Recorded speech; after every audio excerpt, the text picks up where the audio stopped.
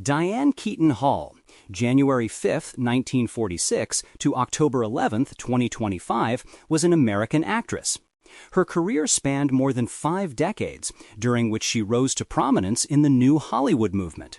She collaborated frequently with Woody Allen, appearing in 8 of his films. Keaton's accolades include an Academy Award, a BAFTA Award, and 2 Golden Globe Awards, along with nominations for 2 Emmy Awards and a Tony Award. She was honored with the film at Lincoln Center Gala Tribute in 2007 and the AFI Life Achievement Award in 2017. Keaton's career began on stage, acting in the ensemble of the original Broadway production of the musical Hair, 1968, and the romantic interest in Woody Allen's comic play Play It Again, Sam, 1969, the latter of which earned her a nomination for a Tony Award for Best Featured Actress in a Play. She made her screen debut with a small role in Lovers and Other Strangers, 1970, before rising to prominence with her first major film role as Kay Adams in Francis Ford Coppola's The Godfather, 1972, a role she reprised in the sequels Part 2, 1974, and Part 3, 1990. She frequently collaborated with Allen, establishing herself as a comic actress acting in the film adaptation of Play It Again, Sam, 1972, followed by Sleeper, 1973, Love and Death, 1975, and Annie Hall, 1977. The latter won her the Academy Award for Best Actress. Keaton was also Oscar-nominated for her roles as activist Louise Bryant in the historical epic Reds, 1981, a leukemia patient in the family drama Marvin's Room, 1996, and a dramatist in the romantic comedy Something's Gotta Give, 2003. She was known for her roles in dramatic films such as Looking for Mr. Cam, Good Bar, 1977, Interiors, 1978, Shoot the Moon, 1982, and Crimes of the Heart, 1986, as well as comedic roles in Manhattan, 1979, Baby Boom, 1987, Father of the Bride, 1991, its 1995 sequel, Manhattan Murder Mystery, 1993, The First Wives Club, 1996, The Family Stone, 2005, Finding Dory, 2016, Book Club, 2018, and its 2023 sequel. As a filmmaker, she directed 3 films and a documentary, Heaven, 1987. On television, she portrayed Amelia Earhart in the TNT film Amelia Earhart, The Final Flight, 1994, which earned her nominations for the Primetime Emmy Award, Golden Globe Award, and Screen Actors Guild Award, and later a nun in the HBO limited series The Young Pope, 2016. Keaton was also known for her distinct style and was often labeled a fashion icon and wrote 4 books, including her memoir, Then Again, 2011. Early life. Diane Hall was born on January 5, 1946, in Los Angeles, to Dorothy Deanne, née Keaton, 1921 to 2008, and John Newton Ignatius Jack Hall, 1922 to 1990. She was the eldest of their 4 children. Dorothy was a homemaker and amateur photographer. Jack was a real estate broker and civil engineer. Through his matrilineal, Jack was half Irish. Keaton was raised a Free Methodist by her mother. Her mother won the Mrs. Los Angeles pageant for homemakers. Keaton said that the theatricality of the event inspired her first impulse to become an actress and ultimately her desire to work on stage. She also credited Katharine Hepburn, whom she admired for playing strong and independent women, as one of her inspirations. Keaton was a 1963 graduate of Santa Ana High School in Santa Ana, California. During her time there, she participated in singing and acting clubs at school and starred as Blanche Dubois in a school production of A Streetcar Named Desire. After graduation, she attended Santa Ana College and later Orange Coast College as an acting student, but dropped out after a year to pursue an entertainment career in Manhattan. After joining the Actors Equity Association, she changed her surname to Keaton, which was her mother's maiden name, as there was already an actress registered under the name of Diane Hall. For a brief time, she also moonlighted at nightclubs with a singing act. She revisited her nightclub act in Annie Hall, 1977, And So It Goes, 2014, and a cameo in Radio Days, 1987.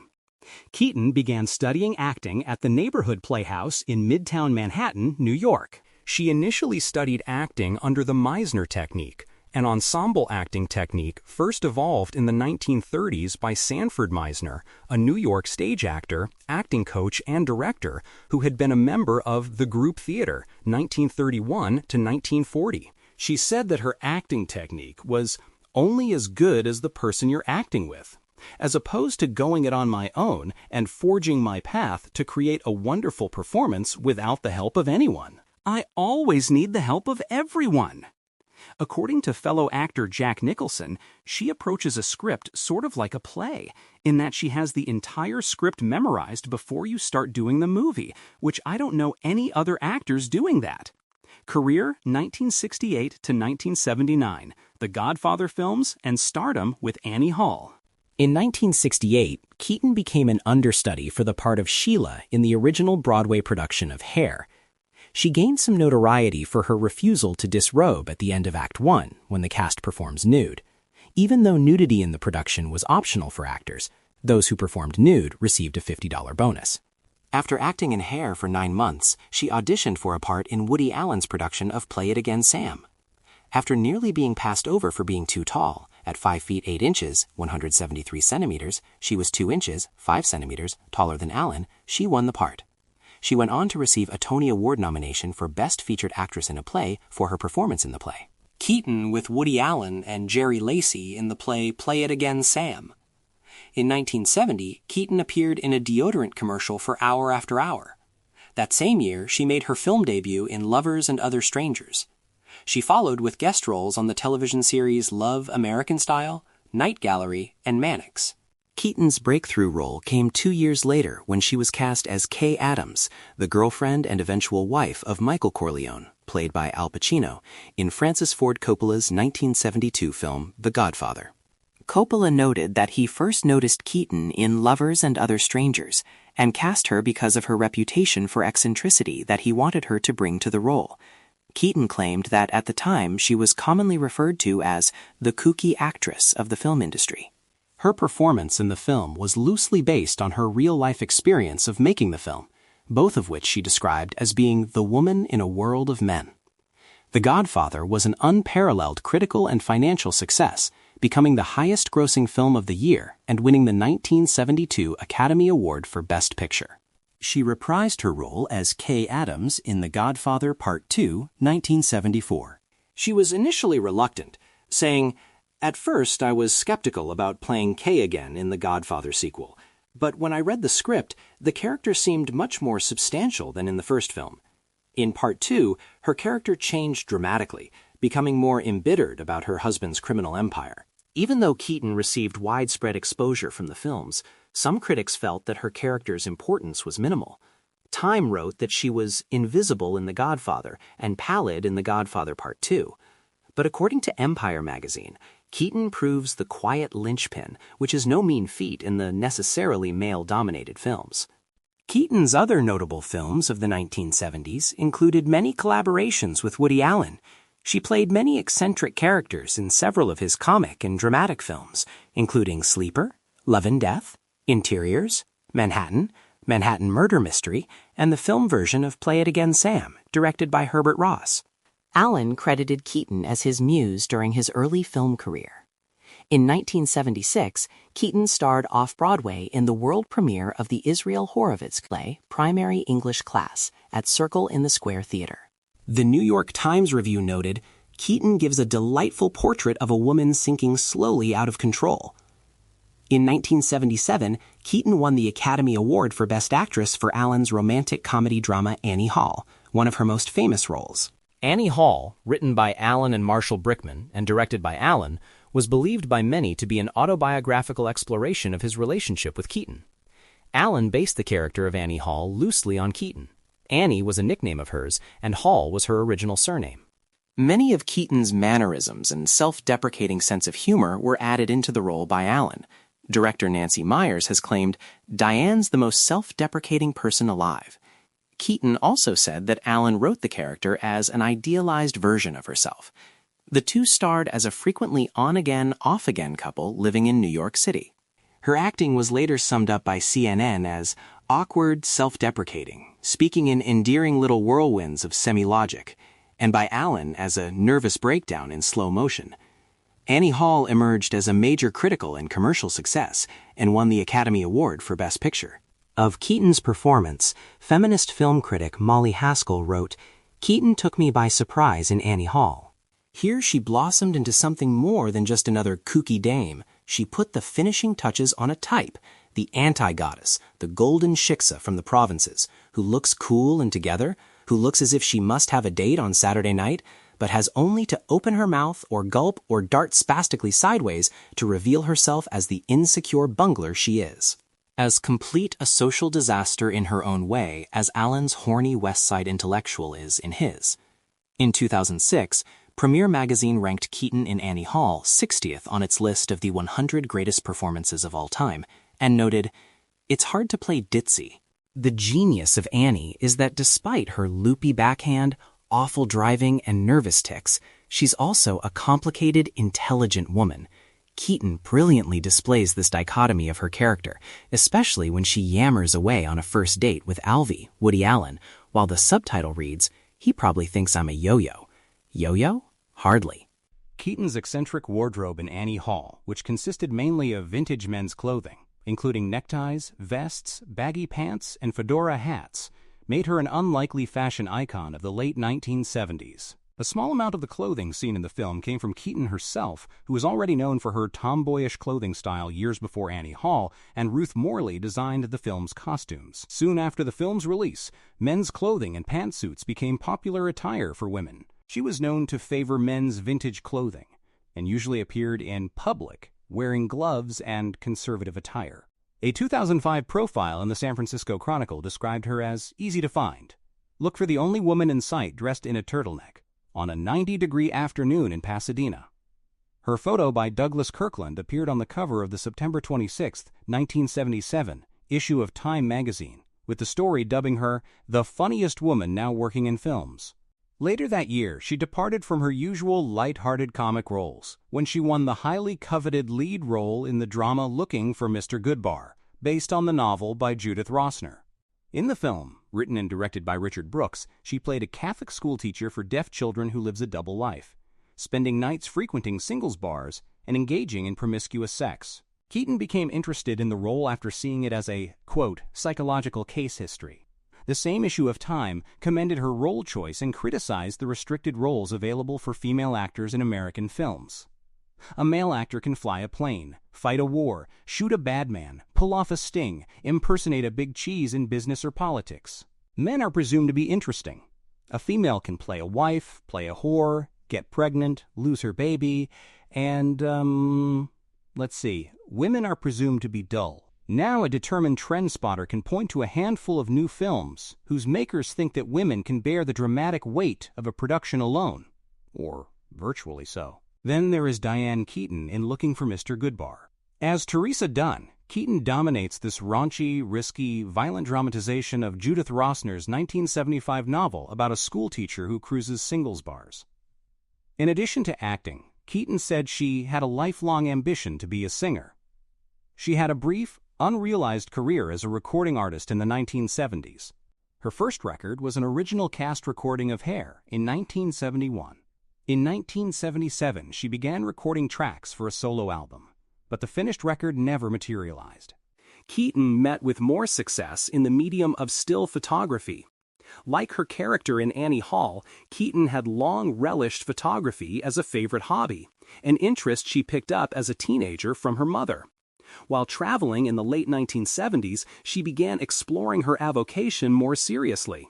Rolling Stone had asked me to take photographs for them, and I thought, wait a minute, what I'm really interested in is these lobbies and these strange ballrooms in these old hotels, so I began shooting them, she recalled in 2003.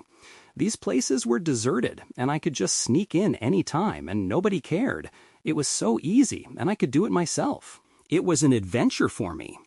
Reservations, her collection of photos of hotel interiors, was published in book form in 1980. 1980 to 1989. Established actress and continued acclaim with Manhattan, 1979, Keaton and Allen ended their long working relationship. It was their last major collaboration until 1993. Then, in 1978, she became romantically involved with Warren Beatty, and he cast her opposite him in the epic historical drama Reds. In the film, she played Louise Bryant, a journalist and feminist who flees her husband to work with radical journalist John Reed, Beatty, and later enters Russia to find him as he chronicles the Russian Civil War. Beatty began developing Reds in the 1960s, with historical research and interviews underway by the early 1970s. After years of development, filming began in 1979. Keaton, right, at the White House with First Lady Nancy Reagan and Warren Beatty, December 1981. In a 2006 Vanity Fair article, Keaton talked about her role, saying that she was the everyman of that piece, as someone who wanted to be extraordinary but was probably more ordinary. I knew what it felt like to be extremely insecure. Assistant director Simon Relf later said that Louise Bryant was one of Keaton's most difficult roles and that she almost got broken. Reds opened to widespread critical acclaim, and Keaton's performance was highly praised in particular. The New York Times wrote that Keaton was nothing less than splendid as Louise Bryant. Beautiful, selfish, funny, and driven. It's the best work she has done to date. Roger Ebert called Keaton a particular surprise. I had somehow gotten into the habit of expecting her to be a touchy New Yorker, sweet, scared, and intellectual. Here, she is just what she needs to be: plucky, healthy, exasperated, loyal, and funny. Keaton received her second Academy Award for Best Actress nomination for her performance. In 1982, Keaton starred in the domestic drama Shoot the Moon opposite Albert Finney. The film is about George, Finney, and Faith Dunlap, Keaton, whose deteriorating marriage, separation, and love affairs devastate their 4 children. Shoot the Moon received mostly positive reviews from critics, and Keaton's performance was again praised. In The New Yorker, Pauline Kael wrote, "The film was perhaps the most revealing American movie of the era, and that Keaton may be a star without vanity. She's so completely challenged by the role of Faith that all she cares about is getting the character right." Very few young American movie actresses have the strength and the instinct for the toughest dramatic roles, intelligent, sophisticated heroines. Jane Fonda did, around the time that she appeared in Clute and They Shoot Horses, Don't They? But that was more than 10 years ago. There hasn't been anybody else until now. Diane Keaton acts on a different plane from that of her previous film roles. She brings the character a full measure of dread and awareness, and does it in a special, intuitive way that's right for screen acting. David Denby of New York Magazine called Keaton perfectly relaxed and self-assured, adding, "Keaton has always found it easy enough to bring out the anger that lies beneath the soft hesitancy of her surface manner, but she's never dug down and found this much pain before." Keaton's performance garnered her a second Golden Globe nomination in a row for Best Actress in a Motion Picture Drama following Reds. 1984 brought The Little Drummer Girl, Keaton's first excursion into the thriller and action genre. The Little Drummer Girl was both a financial and critical failure, with critics claiming that Keaton was miscast for the genre, such as one review from the New Republic claiming that the title role, the pivotal role, is played by Diane Keaton, and around her the picture collapses in tatters. She is so feeble, so inappropriate. But the same year, she received positive reviews for her performance in Mrs. Sawful, a film based on the true story of a repressed prison warden's wife who falls in love with a convicted murderer and arranges for his escape. 2 years later, she starred with Jessica Lange and Sissy Spacek in Crimes of the Heart, adapted from Beth Henley's Pulitzer Prize-winning play into a moderately successful screen comedy. Keaton's performance was well received by critics, and Rita Kempley of The Washington Post wrote, "As the frumpy Lenny eases smoothly from New York neurotic to Southern eccentric, a reluctant wallflower stymied by, of all things, her shriveled ovary." In 1987, Keaton starred in Baby Boom, her first of 4 collaborations with writer-producer Nancy Meyers. She played a Manhattan career woman who is suddenly forced to care for a toddler. A modest box office success, Keaton's performance was singled out by Cale, who described it as a glorious comedy performance that rides over many of the inanities in this picture. Keaton is smashing. The Tiger Ladies having all this drive is played for farce, and Keaton keeps you alert to every shade of pride and panic the character feels. She is an ultra-feminine executive, a wide-eyed charmer, with a breathless ditziness that may remind you of Jean Arthur in The More the Merrier. That same year, Keaton made a cameo in Allen's film Radio Days as a nightclub singer. 1988's The Good Mother was a financial disappointment. According to Keaton, the film was a big failure, like big failure. And some critics panned her performance. According to the Washington Post, her acting degenerates into hype, as if she's trying to sell an idea she can't fully believe in. In 1987, Keaton directed and edited her first feature film, Heaven, a documentary about the possibility of an afterlife. It met with mixed critical reaction, with the New York Times likening it to a conceit imposed on its subjects. Over the next 4 years, Keaton directed music videos for artists such as Belinda Carlisle, including the video for Carlisle's chart-topping hit Heaven is a Place on Earth, 2 television films starring Patricia Arquette, and episodes of the series China Beach and Twin Peaks. 1990 to 1999. Mature roles and reunion with Woody Allen. By the 1990s, Keaton had established herself as one of the most popular and versatile actresses in Hollywood. She shifted to more mature roles, frequently playing matriarchs of middle-class families. Of her role choices and avoidance of becoming typecast, she said, "Most often, a particular role does you some good, and bang, you have loads of offers, all of them for similar roles. I have tried to break away from the usual roles and have tried my hand at several things." Keaton began the decade with The Lemon Sisters, a poorly received comedy drama that she starred in and produced, which was shelved for a year after its completion. In 1991, she starred with Steve Martin in the family comedy Father of the Bride. She was almost not cast in the film, as The Good Mother's commercial failure had strained her relationship with Walt Disney Pictures, the studio of both films. Father of the Bride was Keaton's first major hit after 4 years of commercial disappointments. She reprised her role 4 years later in the sequel, as a woman who becomes pregnant in middle age at the same time as her daughter. A San Francisco Examiner review of the film was one of many in which Keaton was once again compared to Katharine Hepburn. No longer relying on that stuttering uncertainty that seeped into all her characterizations of the 1970s, she has somehow become Katharine Hepburn with a deep maternal instinct. That is, she is a fine and intelligent actress who doesn't need to be tough and edgy in order to prove her feminism. Keaton reprised her role of Kay Adams in 1990's The Godfather Part 3, set 20 years after the end of The Godfather Part 2. In 1993, Keaton starred in the black comedy mystery Manhattan Murder Mystery, her first major film role in an Allen film since 1979. Her part was originally intended for Mia Farrow, but Farrow was dropped from the project after breaking up with Allen. Todd McCarthy of Variety commended her performance, writing that she nicely handles her sometimes buffoonish central comedic role. David Anson of Newsweek wrote, "On screen, Keaton and Allen have always been made for each other. They still strike wonderfully ditzy sparks." For her performance, Keaton was nominated for the Golden Globe Award for Best Actress, Motion Picture, Comedy, or Musical. In 1995, Keaton directed Unstrung Heroes, her first theatrically released narrative film. The film, adapted from Franz Liszt's memoir, starred Nathan Watt as a boy in the 1960s, whose mother, Andie MacDowell, is diagnosed with cancer. As her sickness advances and his inventor father, John Turturro, grows increasingly distant, the boy is sent to live with his 2 eccentric uncles, Maury Chaykin and Michael Richards.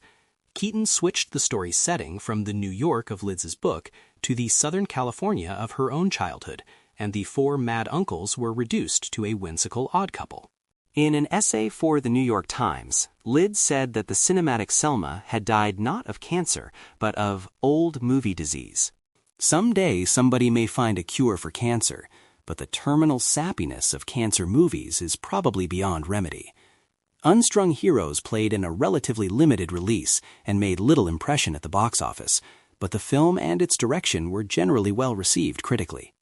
Keaton's most successful film of the decade was the 1996 comedy The First Wives Club.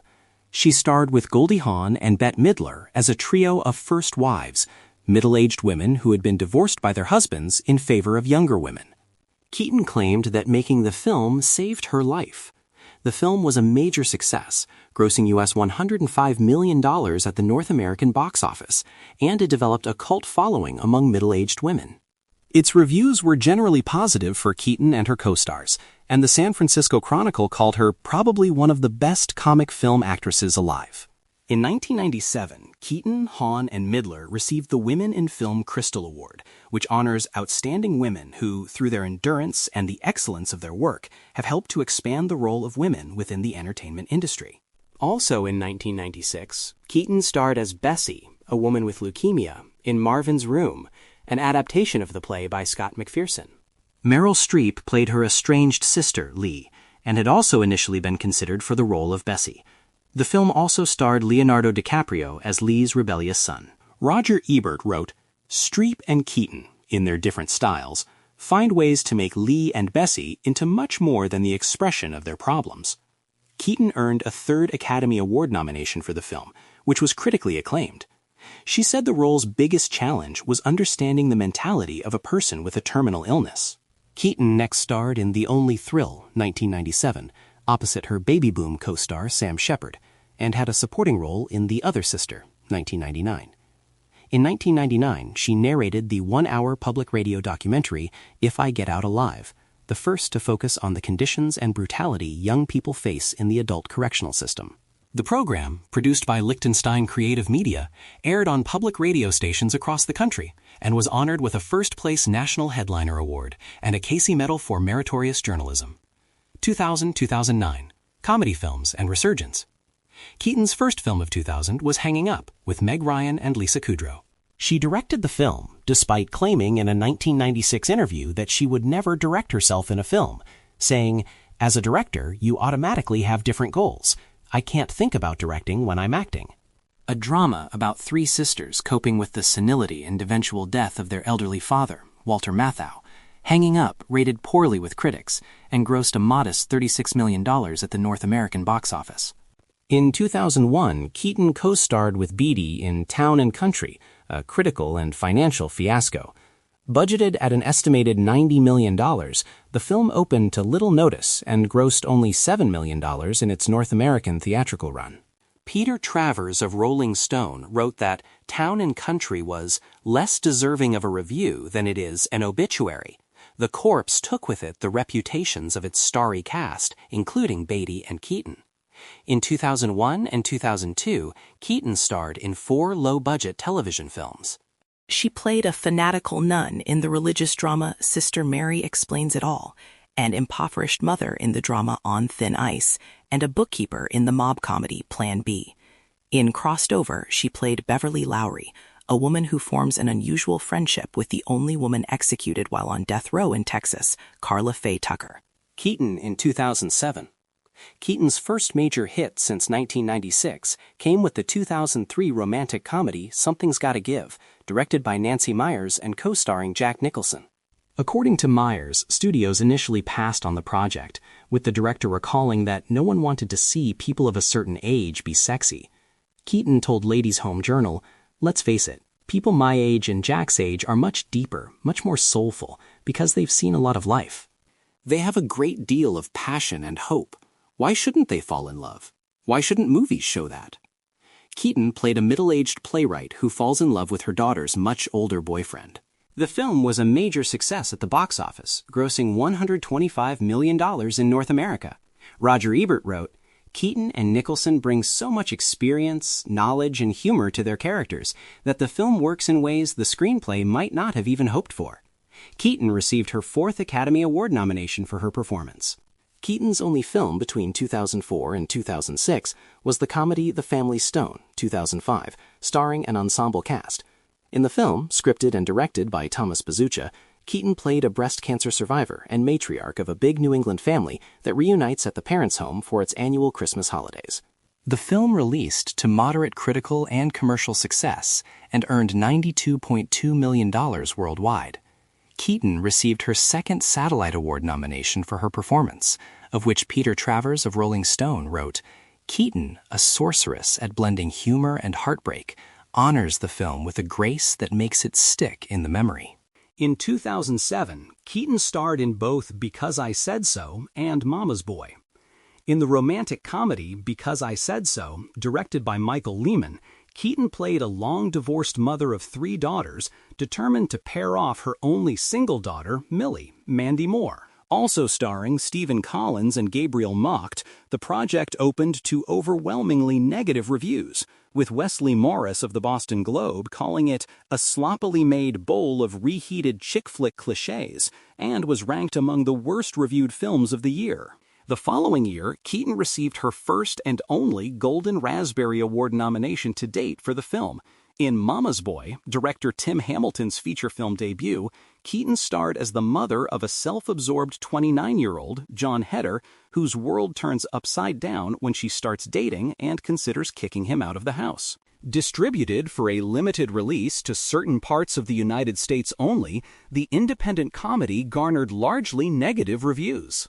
In 2008, Keaton starred alongside Dax Shepard and Liv Tyler in Vince DiMiglia's dramedy Smother, playing the overbearing mother of an unemployed therapist who decides to move in with him and his girlfriend after breaking up with her husband, Ken Howard.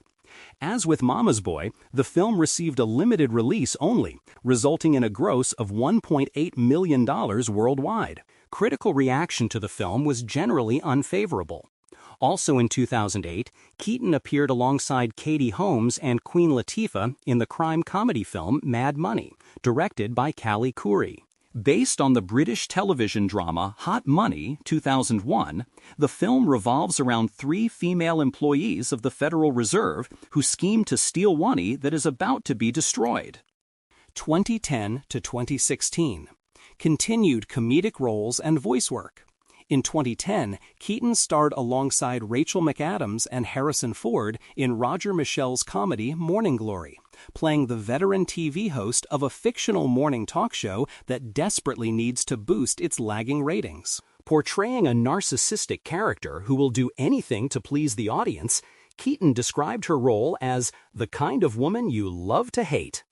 Inspired by Neil Simon's 1972 Broadway play The Sunshine Boys, the film was a moderate success at the box office, taking a worldwide total of almost $59 million. Keaton was generally praised for her performance, with James Berardinelli of Real Views writing, "Keaton is so good at her part that one can see her sliding effortlessly into an anchor's chair on a real morning show." Keaton at the 2012 Santa Barbara International Film Festival in Santa Barbara, California. In fall 2010, Keaton joined the production of the comedy drama Darlin' Companion by Lawrence Kasdan, which was released in 2012. Co-starring Kevin Kline and Diane Wiest, and set in Telluride, Colorado, the film follows a woman, played by Keaton, whose husband loses her much-beloved dog at a wedding held at their vacation home in the Rocky Mountains, resulting in a search party to find the pet. Kasdan's first film in 9 years, the film bombed at the U.S. box office, where it scored about $790,000 throughout its entire theatrical run. Critics dismissed the film as an overwritten, underplotted vanity project, but applauded Keaton's performance. Ty Burr of the Boston Globe wrote that the film would be instantly forgettable if not for Keaton, who imbues her role with a sorrow, warmth, wisdom, and rage that feel earned. Her performance here is an extension of worn, resilient grace. Also in 2011, Keaton began production on Justin Zacham's 2013 ensemble family comedy The Big Wedding, a remake of the 2006 French film Mon Frère c'est Marie, in which she, along with Robert De Niro, played a long-divorced couple who, for the sake of their adopted son's wedding and his very religious biological mother, pretend they are still married. The film received largely negative reviews. In 2014, Keaton starred in And So It Goes and 5 Flights Up. In Rob Reiner's romantic dramedy, And So It Goes, Keaton portrayed a widowed lounge singer who finds autumnal love with a bad boy, Michael Douglas. The film received largely negative reviews. One critic wrote that, And So It Goes aims for comedy, but with two talented actors stuck in a half-hearted effort from a once mighty filmmaker, it ends in unintentional tragedy. Keaton co-starred with Morgan Freeman in Richard Loncrane's comedy drama 5 Flights Up, based on Jill Simmons' novel Heroic Measures. They play a long-married couple who have an eventful weekend after they are forced to contemplate selling their beloved Brooklyn apartment. Shot in New York, the film premiered, under its former name, Ruth and Alex, at the 2014 Toronto International Film Festival. The same year, Keaton became the first woman to receive the Golden Lion Award at the Zurich Film Festival. Keaton's only film of 2015 was Love the Coopers, an ensemble comedy about a troubled family getting together for Christmas, for which she reunited with Because I Said So writer Jesse Nelson. Also starring John Goodman, Ed Helms, and Marisa Tomei, Keaton was attached for several years before the film went into production. Her casting was instrumental in financing and recruiting most of the other actors, which led her to an executive producer credit in the film. Love the Coopers received largely negative reviews from critics, who called it a bittersweet blend of holiday cheer and became a moderate commercial success at a worldwide total of $41.1 million against a budget of $17 million. Also in 2015, Netflix announced the comedy Diva Nation, for which Keaton was expected to reunite with her First Wives Club co-stars Midler and Hawn to portray a former singing group, but the project failed to materialize. Keaton voiced amnesiac fish Dory's mother in Disney and Pixar's Finding Dory, 2016, the sequel to the 2003 Pixar animated film Finding Nemo. The film was a critical and commercial success, grossing over $1 billion worldwide, the second Pixar film to cross this mark after Toy Story 3, 2010. It also set numerous records, including the biggest animated opening of all time in North America, emerging as the biggest animated film of all time in the United States. Keaton's other project of 2016 was the HBO 8-part series The Young Pope, in which she played a nun who raised the newly elected Pope, Jude Law, and helped him reach the papacy. The miniseries received 2 nominations for the 69th Primetime Creative Arts Emmy Awards, becoming the first Italian TV series to be nominated for Primetime Emmy Awards, 2017 to 2024.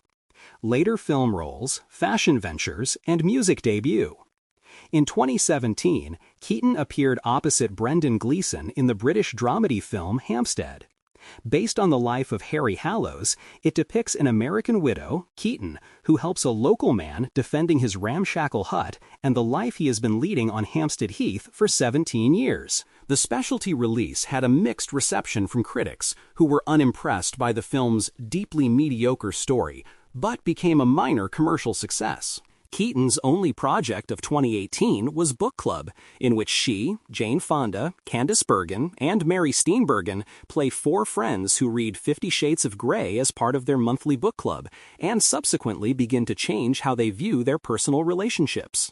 The romantic comedy received mixed reviews from critics, who felt that Book Club only intermittently rises to the level of its impressive veteran cast, but with a worldwide gross of over $100 million, became Keaton's biggest commercial success in a non-voice role since 2003's Something's Gotta Give. In 2019, Keaton starred in the comedy Palms as a woman dying of cancer who starts a cheerleading squad with other female residents of a retirement home. The film was a box office disappointment and was negatively received by critics. In 2020, Keaton reprised the role of Nina Banks in Nancy Meyers' short film Father of the Bride Part 3-ish, a legacy sequel which takes place chronologically after the events of Father of the Bride Part 2, 1995.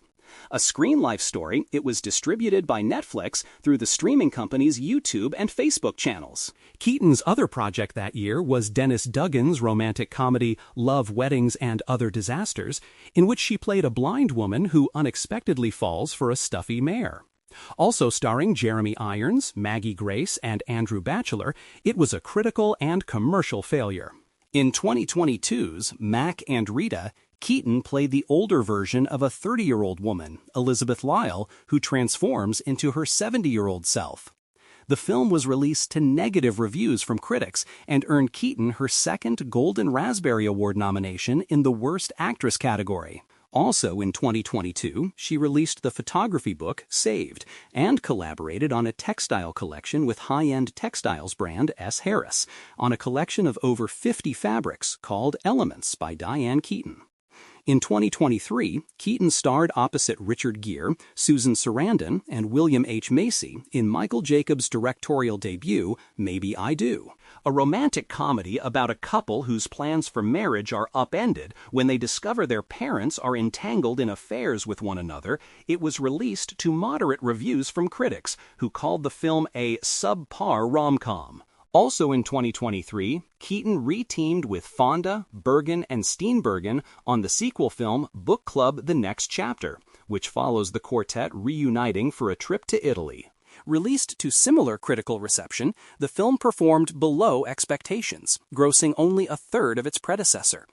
In 2024, she co-starred with Patricia Hodge and Lulu in the British body change comedy film Arthur's Whiskey, about three friends that drink a secret elixir that reverses aging. The project earned positive reviews from critics, who noted that the cast felt random but had pleasant chemistry. Also in the same year, Keaton wrote and published a fashion book titled Fashion First, reflecting on her style and career. She collaborated with home decor brand Hudson Grace on a major home decor collection, releasing over 100 pieces in August.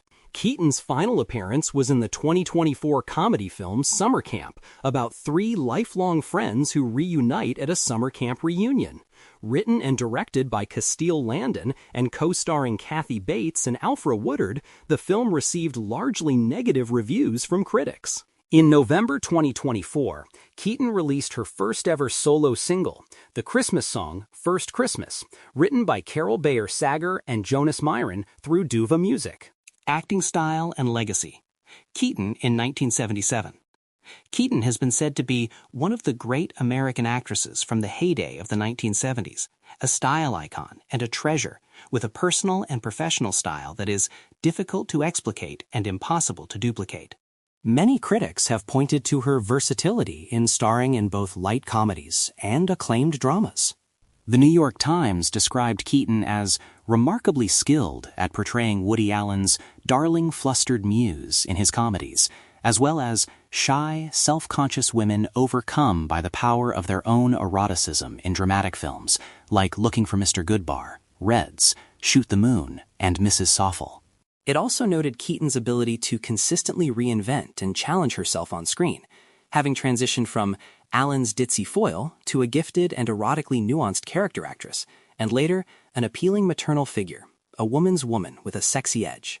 Literary critic Daphne Merkin argued that Keaton remained more popular with audiences than her contemporaries because of her friendly accessibility and charmingly self-effacing persona, calling Keaton's most steadfastly glamorous asset her megawatt personality, bursting out of her like an uncontrollable force of nature. A geyser of quirkily entertaining traits that fall on the air and lend everything around her a momentary sparkle. In New York Magazine, Peter Rayner wrote, "In her Annie Hall days, Keaton was famed for her thrown-together fashion sense, and her approach to acting is, in the best way, thrown together too. Audiences love her because they identify with the women she plays, who are never all of a piece. Nobody can be grave and goofy all at once like Diane Keaton. In these fractious times, it's the perfect combo for a modern heroine." Famously self-deprecating, Keaton was noted for her wry sense of humor and eccentric gender-bending style.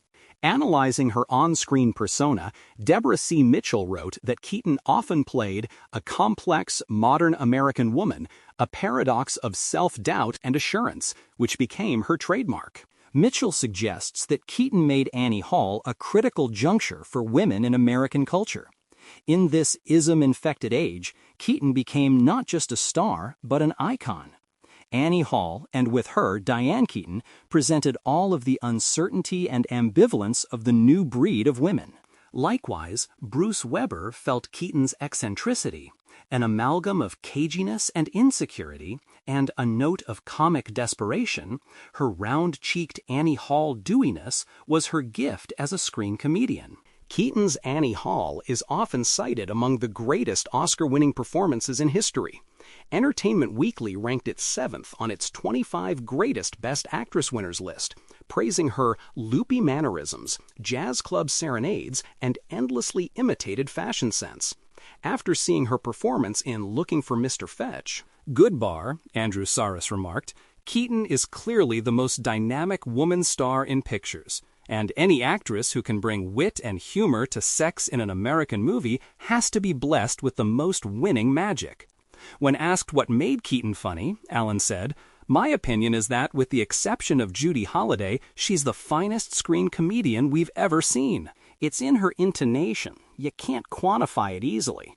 When Groucho Marx or W.C. Fields or Holliday would say something, it's in the ring of their voices, and she has that. It's never line comedy with her. It's all character comedy." Charles Shire, who directed her in Baby Boom, said Keaton was in the mold of the iconic comedic actresses Carole Lombard, Irene Dunne, and Rosalind Russell.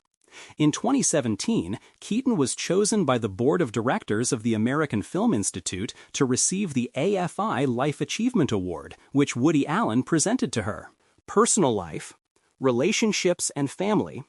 Keaton was romantically involved with several high-profile entertainment industry personalities, starting with Woody Allen, when she played a role in the 1969 Broadway production of Play It Again, Sam, which he had written. Their relationship turned romantic following a dinner after a late-night rehearsal. Her sense of humor particularly attracted him. They briefly lived together during the production, but by the time the film came out in 1972, their living arrangement had become more informal. They worked together on 8 films between 1971 and 1993, and Keaton said that Allen remained one of her closest friends. In 2017, Keaton stated that she visited Allen and his wife whenever she was in New York, and said of Allen, "He is so hilarious, and I just adored him. I really did." Keaton was also in a relationship with her Godfather trilogy co-star Al Pacino. Their on-again, off-again relationship ended after the filming of The Godfather Part 3. In 2017, Keaton said, "I was mad for him. Charming, hilarious, a non-stop talker. There was an aspect of him that was like a lost orphan, like this kind of crazy idiot savant, and oh, gorgeous." Following her death in 2025, Pacino said, "Diane was my partner, my friend, someone who brought me happiness and on more than one occasion influenced the direction of my life." Though over 30 years has passed since we were together, the memories remain vivid, and with her passing, they have returned with a force that is both painful and moving. I will always remember her. She could fly, and in my heart, she always will. Keaton was already dating Warren Beatty in 1979 when they co-starred in the film Reds, 1981. Keaton said of him, "He is just a brilliant character, so complex and charming." Beatty was a regular subject of tabloid and other media coverage, and Keaton became included, much to her bewilderment. In 1985, Vanity Fair called her the most reclusive star since Garbo. This relationship ended shortly after Reds wrapped. Troubles with the production are thought to have strained the relationship, including numerous financial and scheduling problems. Keaton remained friends with Beatty. In her 50s, she adopted 2 children, a daughter in 1996 and a son in 2001. Later, she said, "Motherhood has completely changed me. It's just about like the most completely humbling experience that I've ever had." Keaton never married, and referenced her mother's experiences as a wife as one of the key factors in that decision. In 2021, Keaton said that she felt her mother chose family over her dreams. "I think that she is the reason why I didn't get married. I didn't want to give up my independence." Religious beliefs.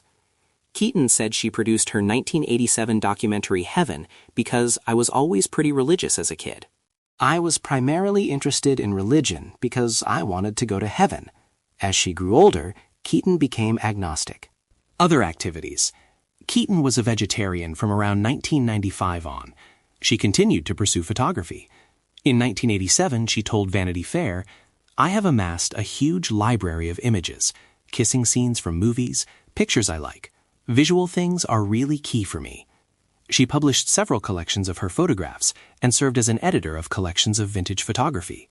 Works she edited include a book of photographs by paparazzo Ron Galella, an anthology of reproductions of clown paintings, and a collection of photos of California's Spanish colonial-style houses. Keaton served as a producer on films and television series. She produced the Fox series Pasadena, which was canceled after airing only 4 episodes in 2001, but completed its run on cable in 2005. In 2003, she produced the Gus Van Sant drama Elephant, about a school shooting. Of why she produced the film, she said, "It really makes me think about my responsibilities as an adult to try and understand what's going on with young people." From 2005, Keaton was a contributing blogger at the Huffington Post. From 2006, she was the face of L'Oreal. In 2007, she received the Film Society of Lincoln Center's Gala Tribute. She opposed plastic surgery. She told More magazine in 2004, "I'm stuck in this idea that I need to be authentic. My face needs to look the way I feel." Keaton was active in campaigns with the Los Angeles Conservancy to save and restore historic buildings, particularly in the Los Angeles area. Among the buildings she was active in restoring is the Ennis House in the Hollywood Hills, designed by Frank Lloyd Wright. Keaton was also active in the failed campaign to save the Ambassador Hotel in Los Angeles, a hotel featured in Reservations, where Robert F. Kennedy was assassinated.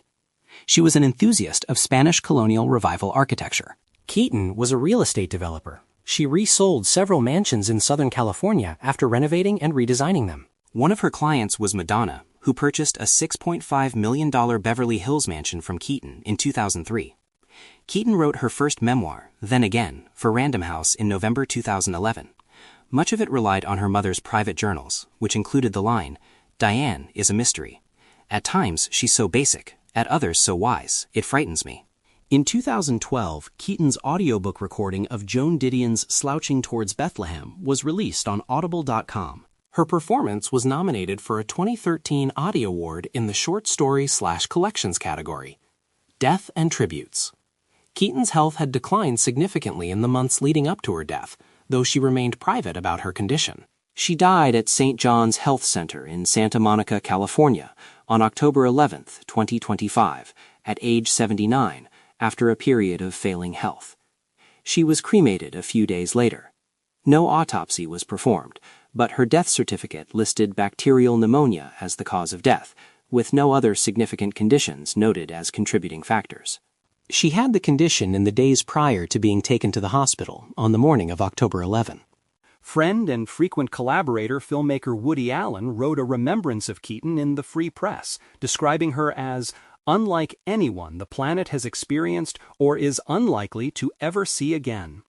Director Nancy Meyers wrote that we have lost a giant, a brilliant actress who time and again laid herself bare to tell our stories. Numerous other figures from the film and entertainment industry, some of whom were former co-stars or collaborators, paid tribute to Keaton, including Francis Ford Coppola, Viola Davis, Robert De Niro, Leonardo DiCaprio, Jane Fonda, Sarah Paulson, Goldie Hawn, Kate Hudson, Steve Martin, Bette Midler, Mandy Moore, Al Pacino, Sarah Jessica Parker, Natalie Portman, Keanu Reeves, Rachel McAdams, and Reese Witherspoon.